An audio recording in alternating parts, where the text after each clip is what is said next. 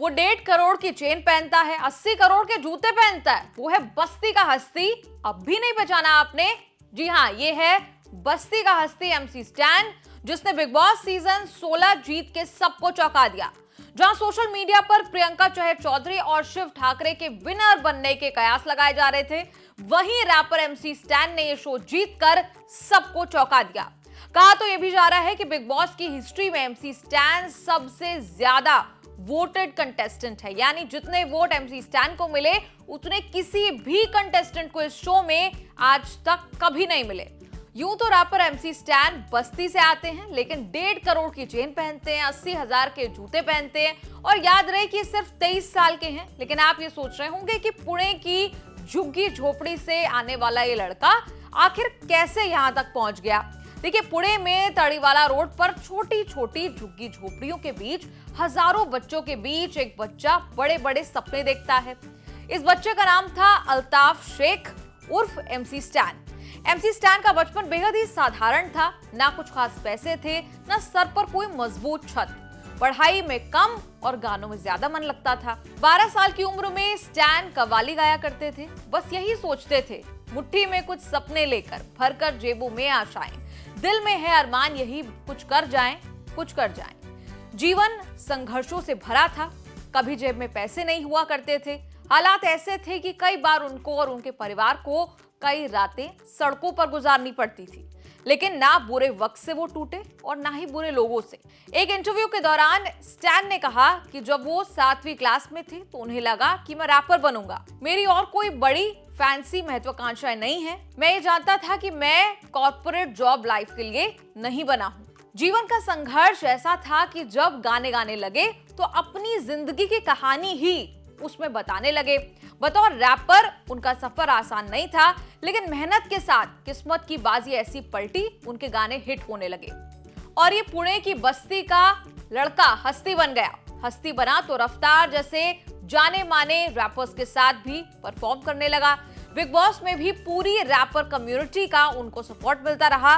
बादशाह से लेकर करण औजला तक सबने स्टैन का समर्थन किया, उन्हें सपोर्ट किया। आज MC stand hip hop industry में जाना माना नाम है।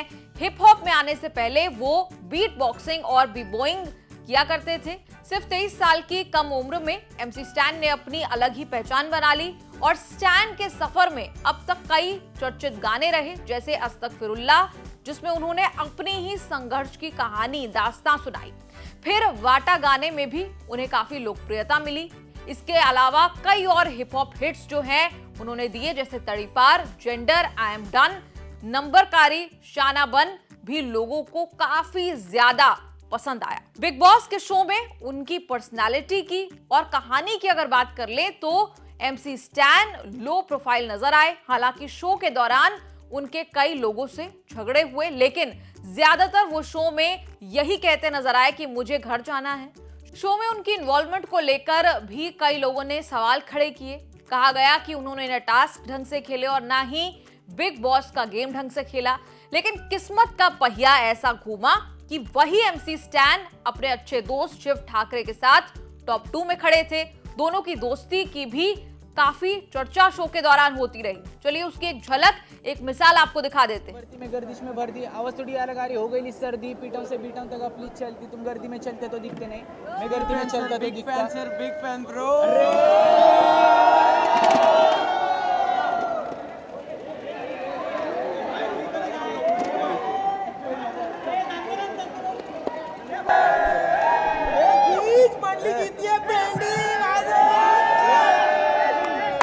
ये है मंडली वालों की दोस्ती। जी हाँ, कोई गाने वाली मंडली की हम यहाँ बात नहीं कर रहे हैं, बल्कि बिग बॉस में 6 लोगों की उस मंडली, उस ग्रुप की बात कर रहे हैं जिसे मंडली का नाम दे दिया गया। इसी मंडली की ये चाह थी कि कोई मंडली वाला ही, उन 6 में से ही कोई बिग बॉस का खिताब जीते। साथ खड़े हुए शिव ठाकरे और जीत किसी मंडली वाले की हुई, यानी कि MC स्टैन की। शो के दौरान भी हमने देखा MC स्टैन ने मातृभाषा हिंदी पर काफी गौर किया, काफी जिक्र किया मातृभाषा हिंदी को प्रमोट करने के लिए। इसके अलावा अपने बोलने के स्टाइल की वजह से उनके काफी डायलॉग्स जो हैं वो बेहद ज्यादा फेमस हुए, जैसे शेमड़ी, रावस। ना सिर्फ डायलॉग्स बल्कि स्टैन की 1.5 करोड़ की चेन और 80,000 रुपए के जूते भी चर्चा का विषय बन गए। अपने ही कॉन्सर्ट से स्टैन आखिर इतना कमाते जो है, अच्छा खासा कमाई जो है उनकी कॉन्सर्ट से होती है। आप स्टैन के जीतने से कितने खुश है कमेंट्स में लिखकर बताएं। और अगर आप किसी और के फैन भी हैं जैसे शिव या प्रियंका के, तो ये भी कमेंट्स में लिखकर बताएं कि क्या आप उन्हें उनमें से किसी को जीतते हुए देखना चाहते थे। कमेंट्स में लिखकर बताएं और देखते रहिए न्यूज़ तक।